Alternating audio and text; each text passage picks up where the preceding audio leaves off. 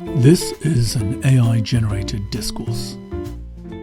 Welcome to The Explainer. Today, we're diving into a really fascinating study about a group of students caught right at the intersection of global politics, a world-changing pandemic, and a powerful effort to learn a new culture through a screen. So, let's kick things off with a question that might seem a little surprising.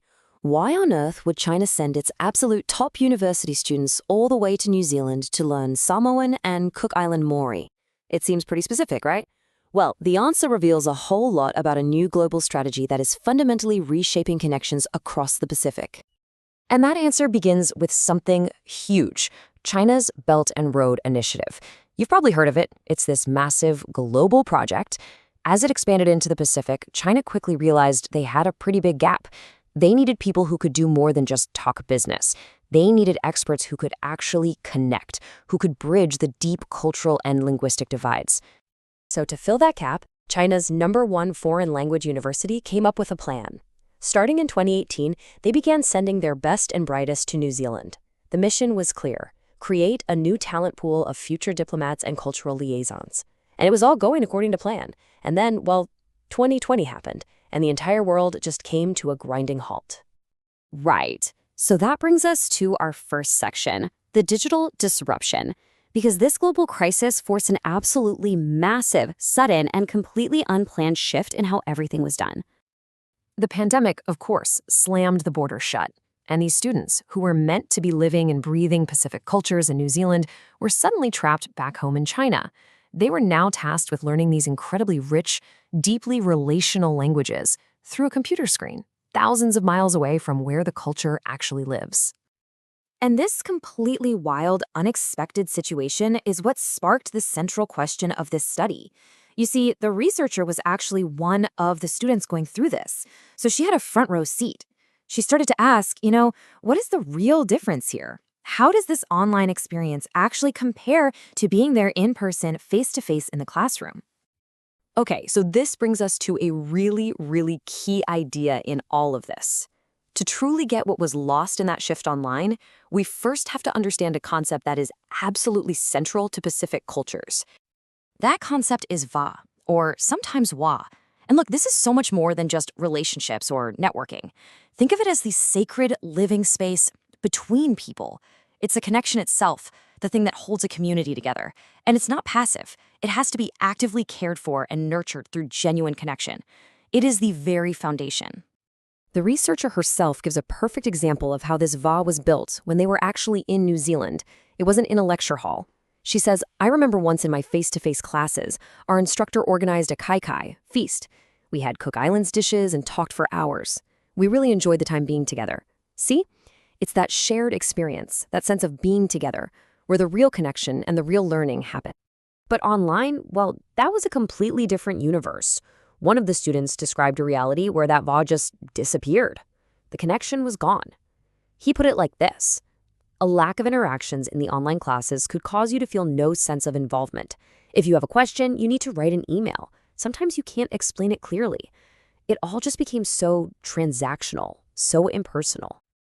And that feeling of isolation didn't just affect their relationship with the instructors. It totally fractured the student community. The same student pointed out the incredibly stark difference. I still have personal contacts with some of my classmates from my Stage 1 and Stage 2 classes. However, during our online classes at Stage 3, I can't even remember any names of my classmates. Wow. I mean, just think about that for a second. Going from building real friendships to not even knowing the names of the people on your screen. So, you see, the online environment didn't just create distance. It actually magnified another deep issue that was running under the surface, a fundamental clash of educational cultures. Okay, so let's break this down. On one side, you have the Chinese students, who are largely used to a teacher-centered model. The expert stands at the front and transmits knowledge. Simple. But they're in a New Zealand university, a Western system, which is all about being student-centered, open discussion, co-creating knowledge. And to make it even more complicated, that system was being used to teach Pacific ways of knowing, which are all about community and relationships. Trying to navigate all of those layers on Zoom, it just made a tough situation even harder. And then you throw one more crucial cultural concept into the mix: losing face. Now, this is a really important idea related to one's public image and reputation. And the fear of making a mistake in front of your peers, of being judged negatively, can be an incredibly powerful deterrent. And you can see exactly how this played out in the virtual classroom. The student participant explained it perfectly. Some students could answer questions entirely in Samoan, but for me, I could only use English instead, so I felt frustrated and didn't want to be laughed at and lose face in class. So he just stayed quiet. The risk of getting it wrong felt bigger than the reward of trying to practice. But when you dig into the research, it becomes clear that the greatest loss wasn't just about what happened or didn't happen in the classroom. It was about losing the most essential piece of the puzzle: genuine, real-world immersion. The Pacific scholar Kane Helu Thaman just hits the nail on the head with this. She says that for most Pacific people, culture is not something to be defined or debated. It is lived. It's something you do, something you perform, not something you just read about in a textbook. And this is exactly what the students discovered firsthand when they were in New Zealand. One of them talked about what it was like attending a traditional Samoan awa ceremony. This experience can never be substituted by watching visual images or videos. When you really had the experience of participating in it, you would instantly learn. Exactly. You can watch 100 documentaries, but it is nothing like being there, feeling the weight of the moment, and just getting it on a completely different level. The researcher herself had a similar breakthrough moment. It happened at the Te Mava Nui Festival, a major Cook Islands cultural event. By watching the dances and seeing the stories of Polynesian history unfold, she said, I started to develop a deeper understanding of why family genealogy is so important to Cook Islanders. It was the living, breathing context that made an abstract concept suddenly feel real and vital.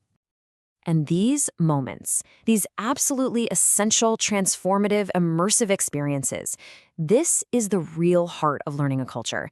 And this is precisely what was completely and totally severed by the shift to online learning. You just can't get that from behind a computer screen. It's impossible. So, where does all of this leave us? Well, it points to a deep and still unanswered question. And this isn't just about this one group of students. It's a huge challenge for the future of global education as a whole. I mean, just look at the layers of complexity here.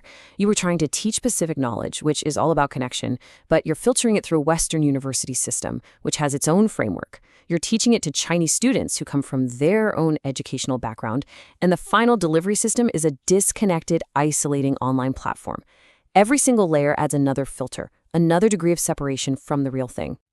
And that leaves us with a final, vital question for all of us to think about. As our world becomes more and more digital, how do we teach the things that can't be clicked? How do we build that sacred relational space, that va, when we aren't in the same room? And maybe the most important question of all, how do we protect the human connection that lies at the very heart of true understanding?